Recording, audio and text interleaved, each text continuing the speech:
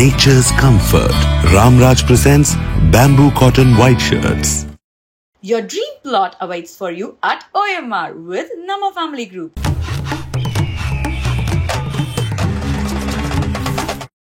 அறிவு கட்டவங்க கூட இப்படி பேச மாட்டாங்க. மடையன் தாங்க இப்படி பேசுவான். நீங்க போடுறதெல்லாம் உங்க வேலை பேச.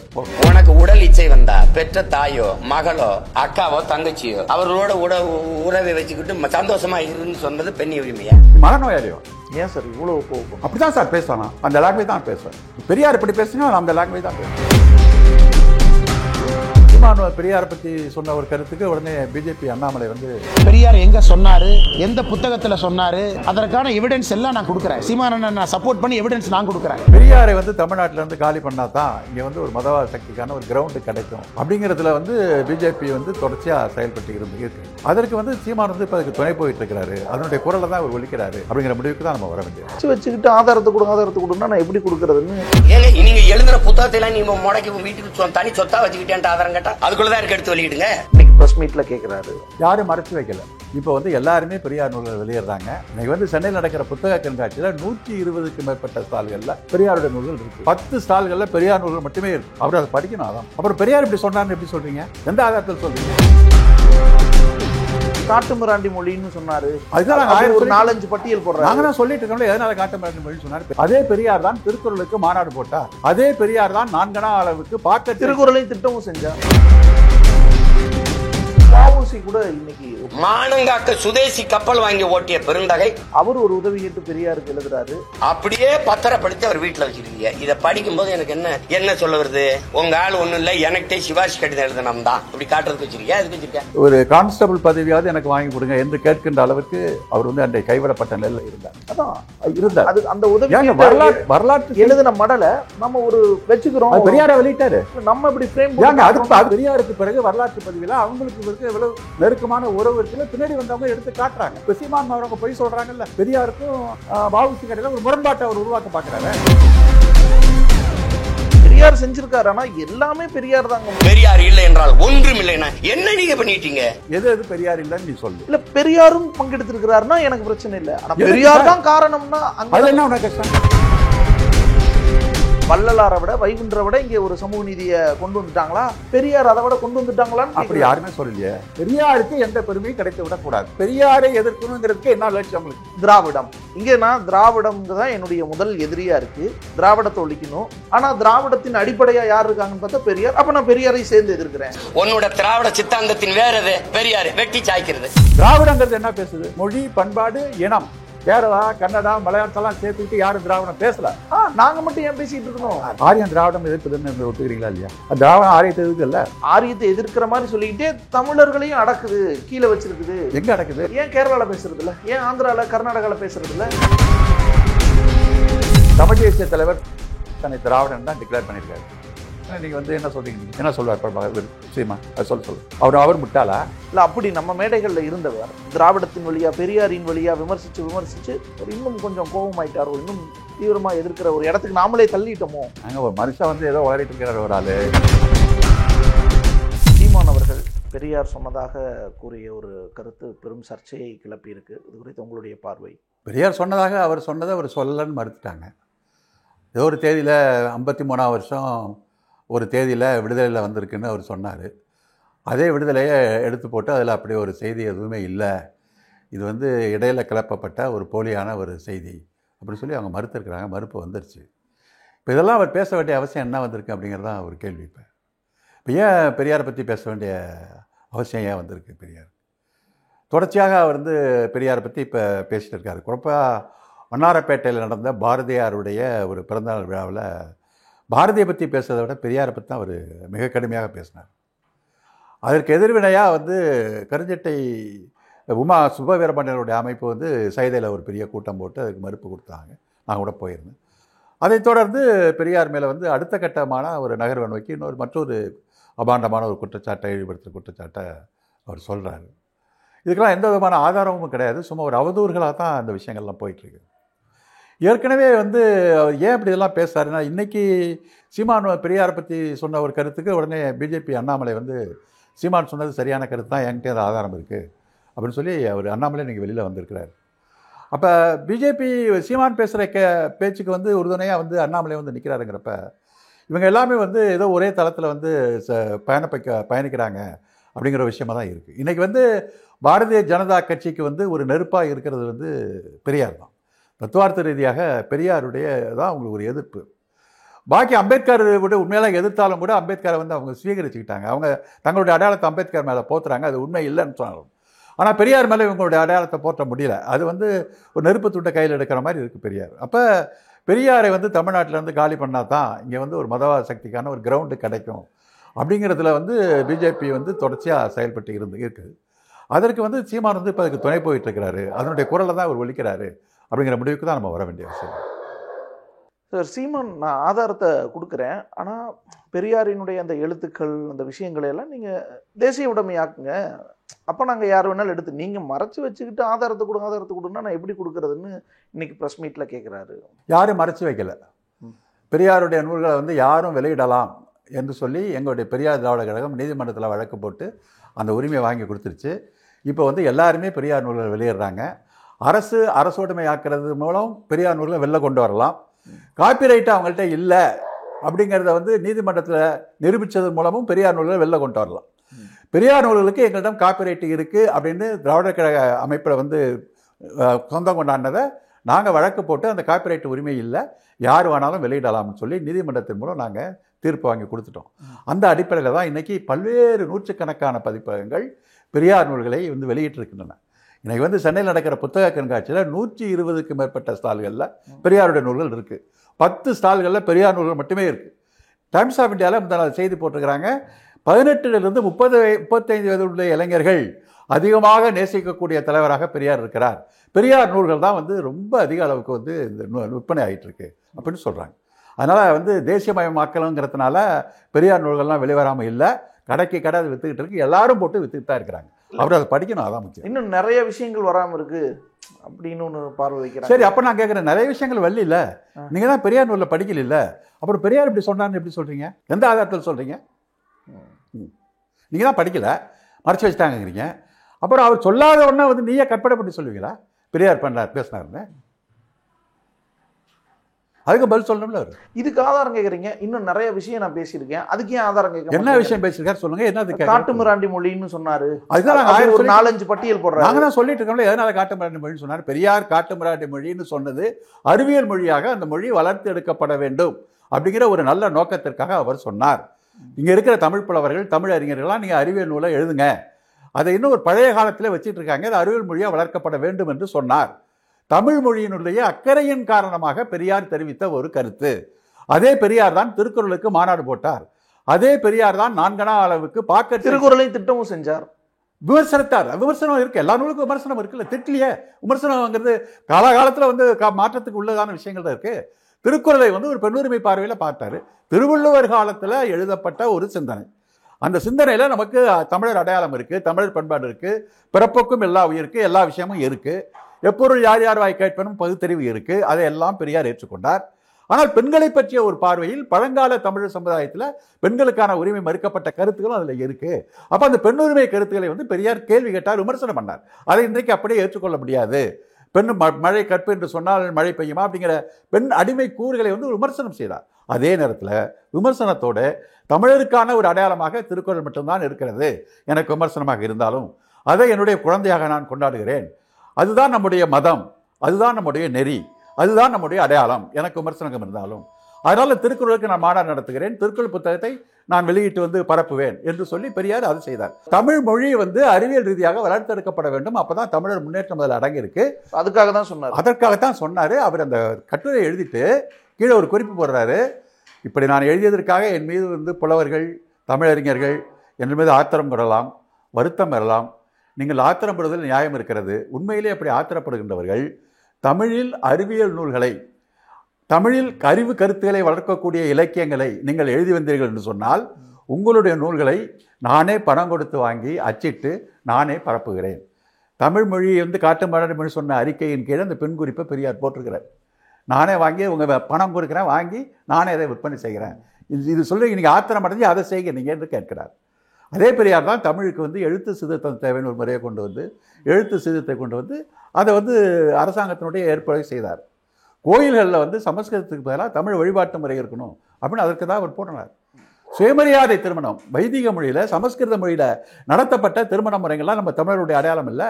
அது தமிழ் மொழி எடுத்து தமிழ் உறுதிமொழி எடுத்து பெண்ணுரிமையை காக்குகின்ற சுயமரியாதை திருமணம் கொண்டு வர வேண்டும் என்று ஒரு கலாச்சார ரீதியாக பண்பு மாற்றத்தை கொண்டு வந்திருக்கார். அப்போ சமூகத்தில் பண்பாட்டு ரீதியாக தமிழ் எங்கெங்கு அடக்கப்பட்டதோ அதற்கெல்லாம் உரிமை கொடுத்த ஒரு பெரியார் அறிவியல் ரீதியாக தமிழ் வளர்த்தெடுக்கப்பட வேண்டும் என்ற கவலையோடு சொன்ன ஒரு விஷயம். இப்போ ஒரு பூனைக்குட்டியை வந்து தன்னை குட்டியை வந்து கழுத்தை பிடிச்சி கொண்டு போகிறதுங்கிறது வந்து கழுத்தை நிறுத்தி கொள்றதுக்கு இல்லை, அது ஒரு பாசத்தோடு தான் கொண்டு போகுது. அது மாதிரி ஒரு புலி ஒரு ஆடை பிடிச்சிட்டு போகிறதுங்கிறது வேறு. பெரியார் சொன்னதுங்கிறது வந்து தமிழ் மக்களுடைய ஒரு கவலையின் காரணமாக தமிழ் மொழி ஒரு அறிவியல் மொழியாக இருக்க வேண்டும் என்பதற்காக சொல்லப்பட்ட ஒரு கருத்து. தமிழ் மொழி காட்டுமிராண்டி மொழியினால தமிழை வந்து அவமதிக்கணுங்கிற ஒரு கருத்தல்ல. அப்படி சொன்னையா தமிழ் நீச பாஷைன்னு சொன்ன சங்கராச்சாரியை இன்றைக்கி எல்லாம் கொண்டாடிட்டு இருக்கிறாங்க. அதை எதிர்த்து தான் பெரியார் வந்து கடுமையான கேள்விகள்லாம் எதிர்த்துக்கள்லாம் கேட்டார். ஆக பெரியாருடைய நோக்கம் என்ன, கவலை என்ன என்பதை நம்ம புரிந்துக்கிட்டு அந்த அடிப்படையில் தான் ஒரு விஷயத்தை நம்ம பேசணும். வஉசி கூட இன்னைக்கு ஒப்பிட்டார் சார். ஆமாம், வஉசி தன்னுடைய சொத்துக்களை எல்லாம் இழந்து அதெல்லாம் விற்று நாட்டுக்காக ஒரு சுயமாக ஒரு வாணிபம் செய்யணும், கப்பல்களை நடத்தணும்னு போராடினாரு, செக்கிழுத்தாரு, எல்லாம் இழந்து கடைசியில் இப்படி நின்னார். ஸோ அவர் கூட ஒப்பிடுறார். அவர் ஒரு உதவி கேட்டு பெரியாருக்கு எழுதுறாரு. அந்த இதை கூட இவங்க வந்து பிரிண்ட் போட்டு பாருங்கள், பெரியார்கிட்ட அவர் வந்து உதவி கேட்டிருக்காரு வஉசி அப்படின்னு காட்டிக்கிறாங்க. இவர் தன்னுடைய சொத்தை காப்பாற்றணுங்கிறதுக்காக ஒரு தன்னை விட வயது ரொம்ப குறைந்த ஒரு பெண்ணையே திருமணம் செஞ்சவர். இந்த ஒப்பீடெல்லாம் இன்னைக்கு கூட ப்ரெஸ் மீட்டில் வைக்கிறாரு. இதெல்லாம் வந்து வரலாறு தெரியாமல்லாம் பேசக்கூடாது. வஉசி வாழ்ந்த காலத்தில் வஉசி வந்து கப்பல் ஓட்டுறதுக்கு பணம் திரட்ட காலத்தில் அதில் வந்து பணம் கட்டி பெரியார் வந்து ஒரு பங்குதாரராக கப்பல் வந்து சேர்ந்திருக்கிறார்.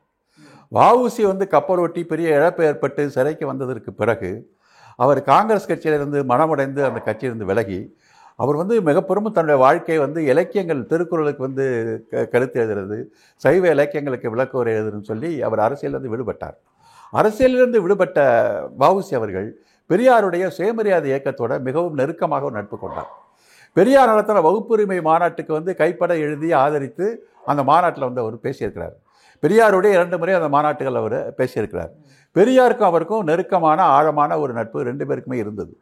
பெரியார் வந்து பல நேரத்தில் உதவி பண்ணுறப்ப பெரியார் வந்து என்னுடைய மகனுக்கு ஒரு கான்ஸ்டபிள் பதவியாவது எனக்கு வாங்கி கொடுங்க என்று கேட்கின்ற அளவிற்கு அவர் வந்து அன்றைய கைவிடப்பட்ட நிலையில் இருந்தார். அதான் இருந்தார். அது அந்த உதவி வரலாற்று எழுதின மடலை நம்ம ஒரு வச்சுக்கிறோம். பெரியாரை வெளியிட்டாருன்னு கேட்குறேன். நம்ம இப்படி ஃப்ரேம் ஒருத்தங்க நீங்கள் வந்து ஆமக்கறி சாப்பிட்டாரு, முட்டையை சாப்பிட்டாரு, பிரியாணி சாப்பிட்டாருன்னு சொல்றீங்கல்ல, அதெல்லாம் நீங்கள் வெளியிடலாமா?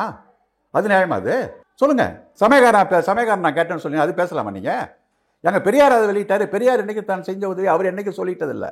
ஆனால் பெரியாருக்கு பிறகு வரலாற்று பதிவில் அவங்களுக்கு இவருக்கு எவ்வளவு நெருக்கமான உறவு இருக்குன்னு காக்கிறப்ப அந்த ஆழ்வார்களை பின்னாடி வந்தவங்க எடுத்து காட்டுறாங்க. இப்போ சீமான் அவரவங்க போய் சொல்கிறாங்கல்ல, பெரியாருக்கும் வஉசி கடையில் ஒரு முரண்பாட்டை அவர் உருவாக்க பார்க்குறாரு. அம்பேத்கருக்கும் பெரியார் கடையில் ஒரு முரண்பாட்டை அவர் உருவாக்க பார்க்குறாரு. வஉசிலேருந்து பெரியார் தனியாக பிரித்து எடுக்கணும், அம்பேத்கர்லேருந்து பெரியார் தனியாக பிரித்து எடுக்கணும். பெரியார் பிரித்து எடுத்துட்டா இவர் சிங்கிள் அவுட் பண்ணி இவர் வந்து டார்கெட் பண்ணி அடிக்கலாம் அப்படிங்கிற ஒரு ஸ்ட்ராட்டஜியில் அவர் போகிறார். ஆனால் பெரியாரும் வஉசியுமே இணைந்த நண்பர்களாக இருந்திருக்கிறாங்க. பெரியாரும் வஉசியுமே பெரியாருடைய சுயமரியாதை கொள்கை தான் இன்னைக்கு சரியான கொள்கை என்று அவர் பேசியிருக்கிறார். நாகப்பட்டினத்தில் வஉசி வந்து பெரியாருடைய படத்தை திறந்து வைத்து இன்றைக்கு வந்து நம்ம வணங்கக்கூடிய தலைவர் வந்து நம்முடைய சமுதாயத்துக்கு பெரியார் மட்டும்தான். ஒவ்வொரு வீட்லேயும் நீங்கள் பெரியார் படத்தை வச்சு காலையில் ஒரு முறை, மதியம் ஒரு முறை, இரவு முறை வணங்கி விட்டு நீங்கள் போய் படுங்க. இன்றைக்கி நமக்கு சுயமரியாதை காப்பாற்றக்கூடிய தலைவராக அவர் ஒருவர்தான் இருக்கிறார் அப்படின்னு அவர் பேசியிருக்கிறார். பதிவு வந்திருக்குல்ல, குடியரசெல்லாம் பதிவாயிருக்குல்ல அந்த பேச்செல்லாம். அந்த பதிவை பண்ணி ரெக்கார்ட் பண்ணுறப்ப நாங்கள் மறைச்சி வச்சுட்டு இருக்க முடியுமா? அது பெரியார் வந்து அவர் வந்து வெளியிட்டு காட்டினாரா? ஏங்க, பெரியாருக்கும் அவருக்கும் நல்ல உறவு என்பதற்கான ஆதாரங்களை எடுத்து பேசுவது வந்து ஒரு குற்றமா? அது தப்பா? சரி, அம்பேத்கர் யாரு, பெரியார் யாரு? அம்பேத்கருக்கு பெரியார் ஒன்னா சேர்க்க முடியாது. அவர் எப்படி நீங்க அவங்கள போய் கம்பேர் பண்ண முடியும்? அறிவு கட்டவங்க கூட இப்படி பேச மாட்டாங்க. மடையன் தாங்க இப்படி பேசுவான். நீங்க போடணும், இதெல்லாம் உங்க வேலை போடணும். அம்பேத்கரும் பெரியாரும் சமகாலத்தில் வாழ்ந்த தலைவர்கள். 2 பேருமே சந்திச்சு பேசியிருக்காங்க. 2 பேருமே தங்களுடைய கொள்கைகளை பரிமாறி இருக்காங்க. தங்கள் 2 பேருக்கும் உடைய கொள்கை உணர்வுகள் எப்படி இருக்குன்னு கை குலுக்கிட்டு இருக்கிறாங்க. இதுக்கு வரலாறு இருக்கு. அம்பேத்கரை இங்கே பார்க்கறதுக்கு பெரியார் பாம்பேக்கு போறாரு. இங்கிருந்து பாம்பேயில் 2-3 நாட்கள் அம்பேத்கரோட தங்கி இருக்கிறார். அம்பேத்கர் அவருக்கு முதல் நாள் விருந்து கொடுக்குறாரு, அடுத்த நாள் விருந்து கொடுக்குறாரு, பத்திரிகையாளர் சந்திப்புக்கு ஏற்பாடு செய்கிறார்.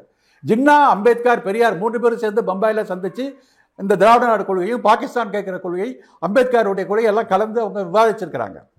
அதற்கு பிறகு பெரியார் வந்து மலேசியாவில் வந்து புத்தர் மாநாடு நடத்துகிறார். அந்த மாநாட்டுக்கு வாங்கன்னு சொல்லி பெரியாருக்கு அழைப்பு கொடுக்குறார், தந்தி கொடுக்குறார் அம்பேத்கர். பெரியார் மலேசியா பயணத்துலேருந்து நேராக பர்மாவுக்கு போய் அம்பேத்கர் நடத்துகிற புத்தர் மாநாட்டில் போய் அவர் கலந்துக்கிட்டு பேசிட்டு அங்கேருந்து வரார். அந்த மாநாட்டில் வந்து சொல்கிறாரு, பெரியார் வந்து அம்பேத்கர் ஒரு பாரத்தை கொடுத்து நீங்கள் வந்து இதில் நீங்களும் புத்த மதத்துக்கு வாங்க அப்படின்னு உரிமையோடு கேட்குறாரு. அப்போ அவர் சொன்னார், நீங்கள் லட்சக்கணக்கான புத்த மக்கள் போங்க, நான் அங்கே வந்துட்டா இங்கே இருக்கிற இந்த குறைகளை நான் பேச முடியாது, என்னை மத விரோதின்னு சொல்லிடுவான், நான் இங்கேருந்து அவங்களை திருத்த வேண்டிய வேலை இருக்குது, நான் அந்த வேலையை செய்கிறேன் அப்படின்னு அவர் சொல்கிறார். அதற்கு பிறகு திராவிடர் கழகம், நீதி கட்சியிலேருந்து திராவிடர் கழகம் பிரிந்ததற்கு பிறகு ஒரு பிரிவினர் வந்து நாங்கள் நீதி கட்சியிலே இருக்கோம், நாங்கள் திராவிட கழகம் இல்லைன்னு சொல்லி ஒரு பிரிவினர், குறிப்பிட்ட பிரிவினர் இருக்கிறாங்க. அவங்க வந்து அம்பேத்கரை வந்து டெல்லியில் வந்து இங்கே கூப்பிட்டு வரவேற்பு கொடுக்குறாங்க. அந்த வரவேற்பில் வந்து அம்பேத்கர் என்ன பேசுறாருன்னா, பெரியார் ஒருத்தர் தான் அவங்களுக்கெல்லாம் தலைவர், நீங்கள்லாம் அவர் திராவிட கழகம் ஆரம்பித்தார்னா அவர் ஆரம்பித்தது தான் சரி, நீங்கள் அவரை எதிர்த்துக்கிட்டு ஒரு சின்ன குழுவில் இங்கே உட்காந்துக்கிட்டு நீங்கள் வந்து பெரியாரை எதிர்த்து பேசுறதுனால எனக்கு உடன்பாடு இல்லை, பெரியார் தான் நீங்கள் ஏற்றுக்கொள்ளக்கூடிய தலைவர் அப்படின்னு அவங்ககிட்டே போய் அம்பேத்கர் பேசிட்டு வந்திருக்காரு. இன்னும் சொல்ல போனால் தலித் மக்களுக்கு வந்து அம்பேத்கரை வந்து இங்கே கூப்பிட்டு அவங்க வரவேற்பு கொடுக்குறப்ப தமிழ்நாட்டில் நீங்கள் ஏற்றுக்கொள்ளக்கூடிய ஒரு தலைவர் பெரியார் தான் என்று அம்பேத்கர் பேசியிருக்கிறார்.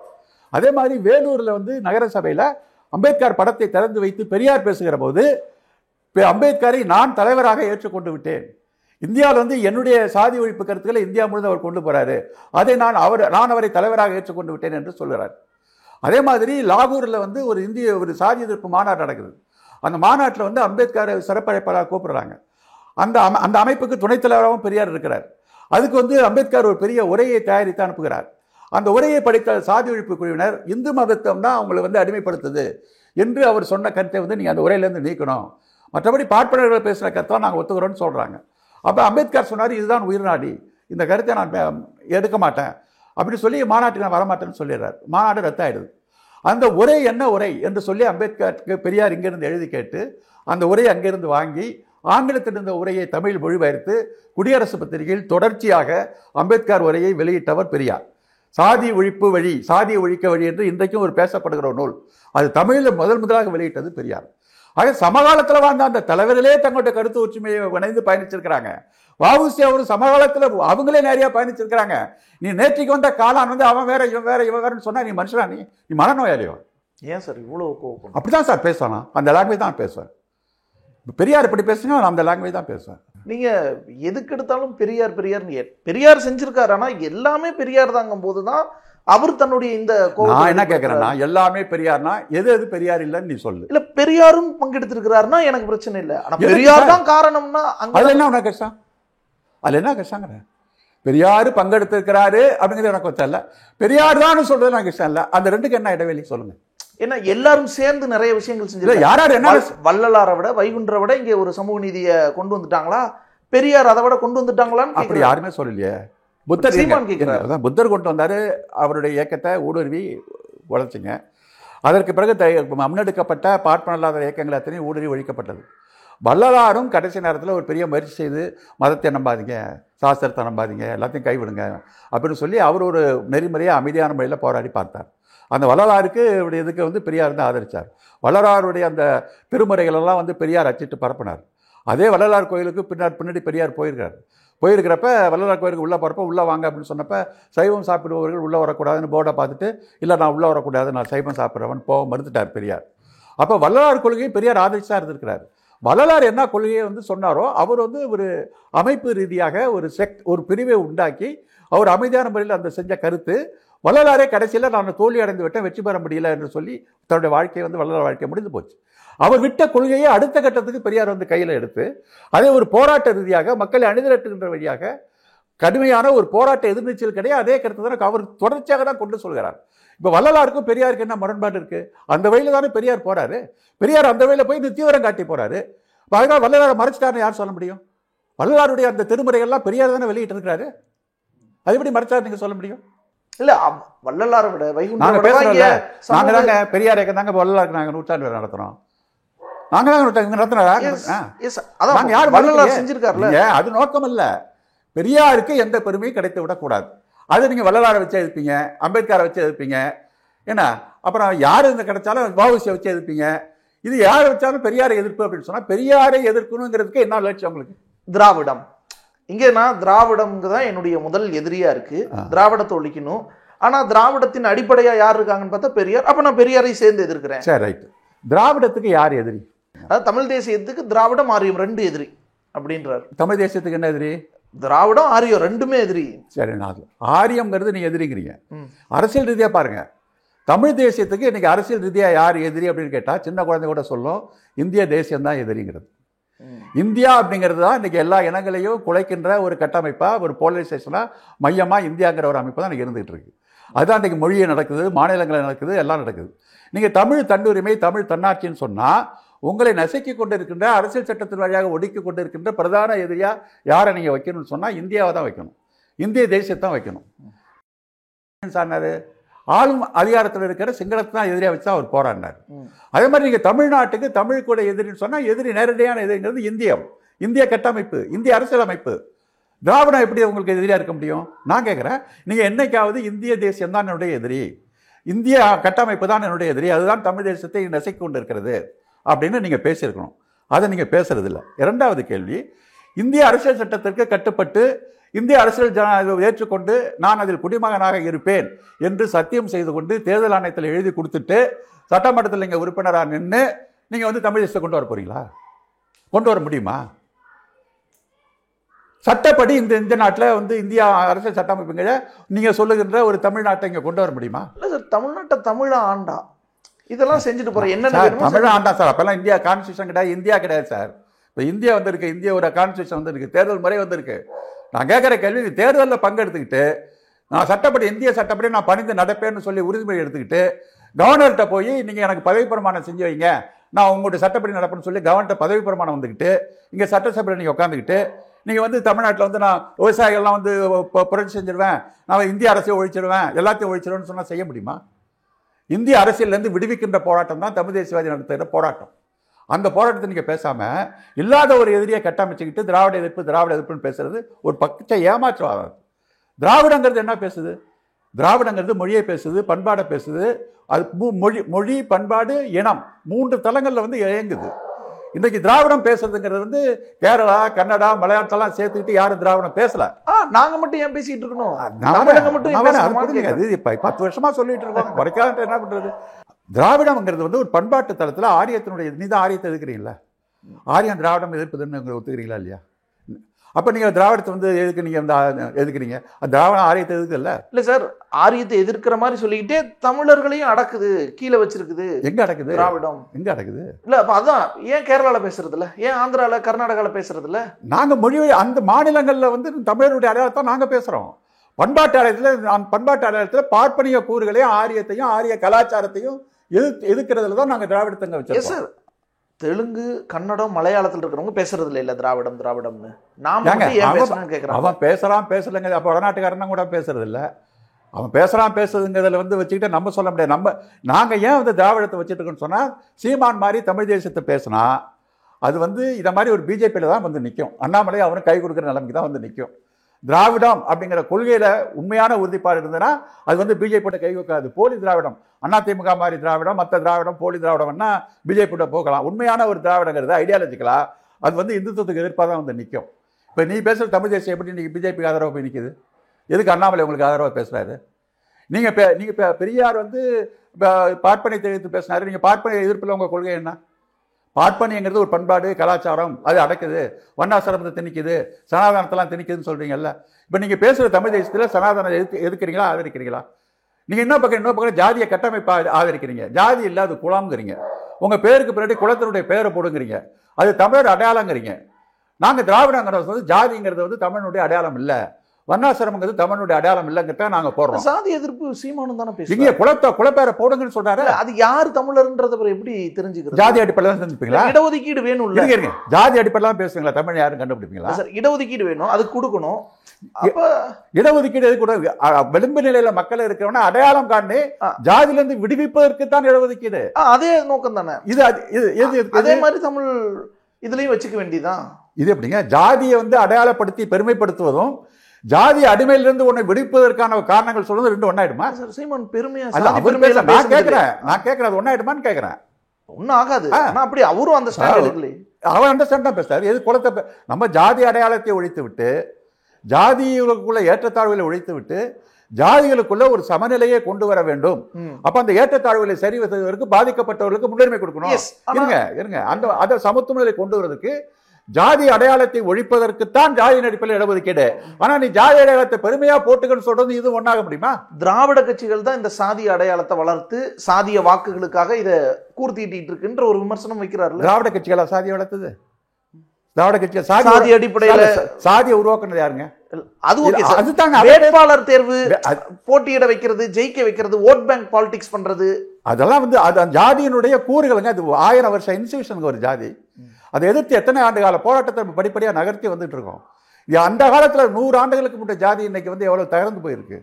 50 ஆண்டுகளுக்கு முன்ன ஜாதி இல்லை தகர்ந்து. இது படிப்படியான ஒரு சாதாரண போராட்டம் அல்ல. அது அவ்வளவு சீக்கிரம் நீங்க தூக்கி எறிஞ்சிட முடியாது. ஒரே சட்டத்தை போட்டு ஜாதி வழின்னு செஞ்சிட முடியுமா? அது அல்ல. அரசியலில் வந்து இன்னைக்கு ஜாதி இருக்கு, யாரும் இல்லைன்னு சொல்ல. ஆனா ஜாதியை உருவாக்குனது திராவிடமா? ஜாதியை உருவாக்குனது மனுசாசனம் உருவாக்குனுச்சு, பார்ப்பனியை உருவாக்குனுச்சு, வர்ணாசிரமம் வந்துச்சு. வர்ணாசிரமத்தினுடைய தனித்தனி வர்ணாசிரம பிரிவுகள் தனியாக இருந்தப்ப, வர்ணாசிரம கலப்பு சமூகத்தில் வந்தப்ப, சத்திரியகணமும் பிராமணகணம் வைசியகணம் சூத்திரம்லாம் ஒன்றா கலந்தப்ப அதை எந்த வர்ணத்தில் வைக்க முடியுதுங்கிறதுல குழப்பம் வந்துச்சு. வர்ணக்கலப்பு ஏற்பட்டதற்கு பிறகு பிறந்த குழந்தைகளுக்கு வந்து ஒரு ஜாதி அடையாளம் கொடுக்கப்பட்டது. அப்புறம் அந்த ஜாதிக்கு வந்து ஒரு தொழில் அடையாளம் கொடுக்கப்பட்டது. அப்புறம் இந்த தொழிலை செய்யறதான் இந்த ஜாதிங்கிறது வந்தது. இப்படி ஒரு ஜாதிக்கு ஒரு நீண்ட வரலாறு எங்கிருந்து வருது? பார்ப்பனியத்திலிருந்து வருது. ஆனால் அந்த பார்ப்பனியத்தை நான் எதிர்க்க மாட்டேன். அந்த அந்த அந்த அந்த ஜாதி கட்டமைப்புக்குள்ள நடந்து கொண்டு இருக்கின்ற அரசியல் திராவிடத்தை எதிர்ப்புங்கிறது என்ன? அதோட மூல ஊற்றதானே நீங்க எதிர்க்கணும். அது நீங்க எதிர்க்கிறீங்களா சார்? ஆனா அல்டிமேட்டா திராவிடம் பெரியாரை தான் எதிர்ப்பேன். ஏன்னா திராவிடத்தை எதிர்ப்பேன். நீங்க தானே பெரியார் அதனால தானே முன்வைக்கிறீங்க. இப்ப பெரியாரை சேர்ந்து எதிர்த்துட்டு போறாங்க. தமிழ் தேசிய தலைவர் தன்னை திராவிடன் தான் டிக்ளேர் பண்ணியிருக்காரு. அவர் வந்து கியூபாவில் நடந்த உலக மாநாட்டில் வந்து சார்பாக நாங்கள் யார் அப்படின்னு சொல்லி அடையாளப்படுத்துகிறப்ப திராவிட மொழி குடும்பத்தின் வழியாக வந்த தமிழை பேசக்கூடிய தமிழர்கள், இது எங்களை போன்ற தமிழர்கள் உலகில் பல்வேறு நாடுகளில், மலேசியாவில், சிங்கப்பூரில், எல்லா நாடுகளையும் வாழ பெட்டியக்கூடிய அந்த பிரிவில் நாங்களும் இருக்கோம்னு சொல்லி தன்னை திராவிடர் அப்படிங்கிற அடையாளப்படுத்தி தான் இருக்கிறார். நீங்கள் வந்து என்ன சொல்கிறீங்க? நீங்கள் என்ன சொல்லுவார் இவர் சீமா? அது சொல்லுங்கள். அவர் முட்டாளா இவர் பார்வையில்? இல்லை அவரும் துரோகியா? சொல்லுங்க. ஒருவேளை சார் திராவிட வழியில் நடந்த அல்லது பெரியார ஒரு ஒரு வழிகாட்டியாக வச்சிருந்த சீமான விமர்சிச்சு பெரியாருக்கு எதிராக கொண்டு போய் நிறுத்திட்டோமோ? நாங்கள் ஏன் நிறுத்துறோம்? நாங்கள் ஏங்க அவரை வழிகாட்டியாக வச்சிருந்தோம். எங்கள் மேலே உள்ள குற்றச்சாட்டு என்ன தெரியுமா? நீங்கள் ஏன் விமர்சனம் பேசாமல் விட்டீங்க? அவர் பெரியார் மேடையில் தானே வெளில வந்தார், நீங்கள் எல்லாம் பேசாமல் விட்டீங்கன்னா இப்போ எங்களை குற்றம் சாட்டுறாங்க. நாங்கள் வந்து அவரை கண்டுக்காம விட்டோம். அப்படி நம்ம மேடைகளில் இருந்தவர் ஆமாம் இன்னைக்கு நேர் எதிரில் போய் அவரை தான் கேட்குறோம். எஸ், அவர் நான் இப்போ தெளிவாயிட்டேன்னு சொல்கிறார் முன்னாடியை விட, அதனால இப்போ என்னால் பேச முடியுது. அப்போது நம்ம நாம் தமிழர் கட்சி தொடங்கப்பட்ட பிறகும் கூட பெரியாருக்கு வீர வணக்கம்லாம் செலுத்தின இல்லை அப்பெல்லாம் புகைப்படங்கள்லாம் பார்த்துருவோம். ஸோ ஆனால் இப்போ பெரியார செலுத்துறாங்க, பெரியார் சிலை தாக்கப்படும்னு சொல்லும் பொழுது அதற்கு கோவப்பட்டவர், அப்படிலாம் கை வைக்க முடியாதுன்னு சொன்னவர் தான் சீமான். அப்ப இன்னைக்கு இப்படி நேர் எதிரில் பேசுறாருன்னா அவரை தொடர்ந்து விமர்சித்து திராவிடத்தின் வழியா பெரியாரின் வழியா விமர்சிச்சு ஒரு இன்னும் கொஞ்சம் கோபமாயிட்டாரோ, இன்னும் தீவிரமா எதிர்க்கிற ஒரு இடத்துக்கு நாமளே தள்ளிட்டோமோ? நாங்க ஒரு மனுஷன் வந்து ஏதோ உளறிட்டு இருக்கிறார் ஒரு ஆளு, அவர் நீங்கள் எதிர்த்து நீங்கள் பெரிய மனுஷன் ஆகிட்டீங்கன்னு கேட்குற மாதிரி நீங்கள் கேட்குறீங்க. நான் ஒன்றும் பதில் சொல்ல முடியாததுக்கு. அவரை எதுக்காமல் சும்மா இருக்க முடியுமா? இப்படி ஒரு கருத்து வருங்கிறப்ப உங்களுக்கு சமூகத்தில் வினை எதிர்வினை, அது வந்து லாஜிக். நீங்கள் ஒரு கருத்தை சொன்னீங்கன்னா அதற்கு ஒரு எதிர்வினை வரும். எந்த கருத்துக்கும் வினை வரும். வினை எதிர்வினை, தீசிஸ் அண்ட் ஆன்டி தீசிஸ்ங்கிறப்ப ஒரு சிந்தசிஸ்னு ஒரு கருத்து உருவாக்கம் நடக்கும். வினை வருகிறப்ப எதிர்வினை வரும். அந்த எதிர்வினை பற்றி விவாதங்கள் நடக்கும். அந்த விவாதங்களை கொட்டிய ஒரு கருத்தியல் பாமாகும். அந்த கருத்தியல் மீது விவாதம் நடக்கும். இது சமூக மாற்றத்தில் இந்த போராட்டங்களும் கருத்துக்களும் நடத்துகின்ற ஒரு நிகழ்வுகள். இது சமூகத்தினுடைய இயல்பான போக்குகள். அதை வந்து அப்படி சமூகவியல் பார்வையில் பார்க்கணுமே தவிர சீமானா தீக்காவா இவர் ஏன் அப்போ பேசலை, இப்போ ஏன் பேசலை, நான் அப்போ அப்படி இருந்தேன் இப்போ மாறிட்டேன், அப்படியெல்லாம் பார்க்கக்கூடாது. இது ஒரு லாஜிக்கோட பார்க்கணும் விஷயம். நன்றி சார், உங்களோட நினைப்பு நீங்கள் பகிர்ந்து நன்றி. Nature's Comfort. Ramraj presents Bamboo Cotton White Shirts. Your dream plot awaits for you at OMR with Nama Family Group.